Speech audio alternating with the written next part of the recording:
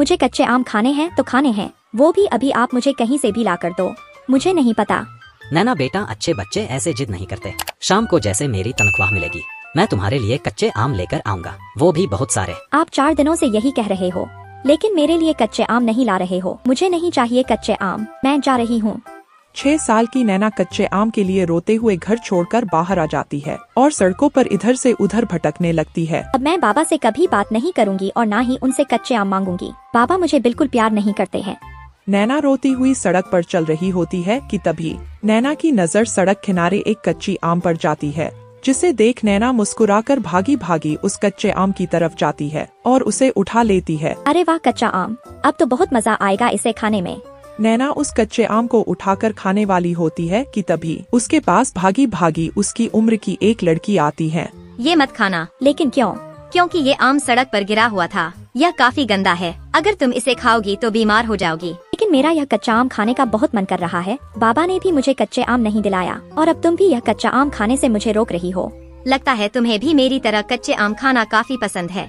अगर तुम्हें कच्चे आम खाने हैं तो तुम मेरे साथ चलो। मीरा नैना का हाथ पकड़ती है और उसे एक बड़े से कच्चे आम के बगीचे में ले जाती है। उस बगीचे में बहुत सारे कच्चे आम के पेड़ लगे होते हैं और उन पर ढेर सारे कच्चे आम होते हैं। इतने सारे कच्चे आम को देख नैना बहुत ज्यादा खुश होती है। अरे वाह, इतने सारे कच्चे आम के पेड़ ही पेड़ है और उन पर इतने सारे कच्चे आम। तुम जितने चाहे उतने आम खा सकती हो। यह सारे कच्चे आम के पेड़ हमारे हैं।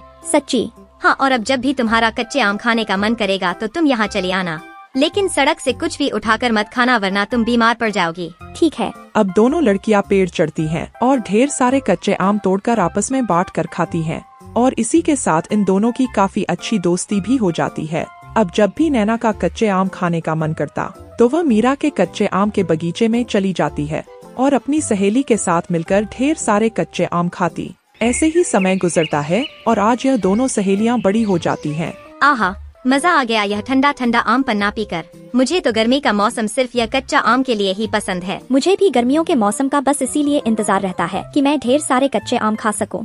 मुझे तुम्हें कुछ जरूरी बात बतानी है। मेरे डैड चाहते हैं कि मैं अब उनका सारा बिजनेस टेक ओवर करूं और सब कुछ अच्छे से हैंडल करूं। वाह यार, यह तो बहुत अच्छी न्यूज़ है। लेकिन यार एक छोटी सी प्रॉब्लम है। बिजनेस संभालने के लिए पहले मुझे इसके बारे में अच्छे से जानना होगा, इसलिए मैं इसकी स्टडी के लिए बाहर जा रही हूँ। इसका मतलब तुम मुझे छोड़कर चली जाओगी? मैं तुम्हारे बिना कैसे रहूंगी यार। तू फिक्र मत कर, सिर्फ 1 साल की ही तो बात है। जब तक मेरी पढ़ाई पूरी हो जाएगी तू देखना, अगले साल की गर्मियों को भी हम दोनों ऐसे ही कच्चे आम खाकर एंजॉय करेंगे। दोनों सहेलियां एक दूसरे से गले लगती हैं, जिसके बाद अब मीरा पढ़ाई के लिए बाहर चली जाती है। वहीं नैना अपनी सहेली के बिना अकेली रह जाती है। कुछ समय बाद एक दिन, बाबा ये लीजिए, पानी पीजिए। नैना बिटिया, तू कब तक मेरा यूं ही ख्याल रखेगी? तेरी ये उम्र मेरा ख्याल रखने की नहीं बल्कि अपनी घर गृहस्थी बसाने की है। बाबा मैं आपको ऐसी हालत में छोड़कर कैसे अपनी घर गृहस्थी बसा सकती हूँ? मुझे अभी शादी नहीं करनी है। नैना बिटिया, मैं आज हूँ कल नहीं। मैं जीते जी तेरा बस घर बसता देखना चाहता हूँ। अपने बाबा की इस आखिरी इच्छा को तू पूरा नहीं करेगी क्या? अपने बाबा की ऐसी बातें सुन नैना की आंखों में आंसू आ जाते हैं और नैना शादी के लिए हाँ कर देती है। मोहनलाल नैना के लिए अच्छे रिश्ते देखने में लग जाता है और कुछ ही महीनों में अपने जीवन की सारी जमा पूंजी लगाकर अपनी बेटी नैना की शादी कर देता है। नैना के ससुराल वाले भी नैना की तरह ही एक आम गरीब परिवार से थे। ऐसे ही कुछ महीने गुजर जाते हैं और अब नैना गर्भवती हो जाती है। अमन बेटा, अभी तेरी पत्नी को एक चीज चाहिए होगी और वह है कच्चे आम। कच्चे आम?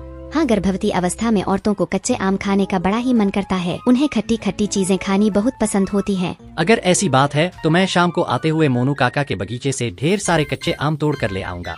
शाम को आते समय अमन नैना के लिए ढेर सारे कच्चे आम लेकर आता है।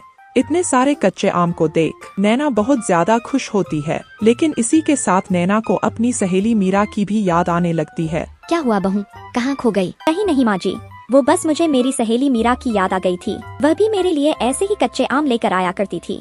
अच्छा तो चल यहाँ बैठ जा, मैं तेरे लिए जल्दी से कच्चे आम की चटनी बनाती हूँ। मेरे हाथ की कच्चे आम की चटनी खाएगी तो सब कुछ भूल जाएगी। रमा अपनी गर्भवती बहू नैना के लिए ढेर सारे आमों की चटनी बनाती है, जिसे खाकर नैना बहुत खुश होती है और साथ ही साथ अपनी सहेली को भी याद करती रहती है। ऐसे ही समय बीतता रहता है और अब कड़ाके की गर्मी का मौसम भी शुरू हो जाता है। बाप रे, कितनी ज्यादा गर्मी है। क्या हुआ बहू? माँ जी, गर्मी की वजह से बहुत बेचैनी हो रही है। ऐसी हालत में तो बेचैनी होती ही है। मैंने अमन और तेरे ससुर जी से बात की है कि वह इस महीने कहीं से कूलर का इंतजाम करें। ऐसी हालत में इतनी गर्मी में रहना तेरा ठीक नहीं है। माँ जी, अब तो यह बेचैनी कच्चे आमों को खाकर ही जा सकती है।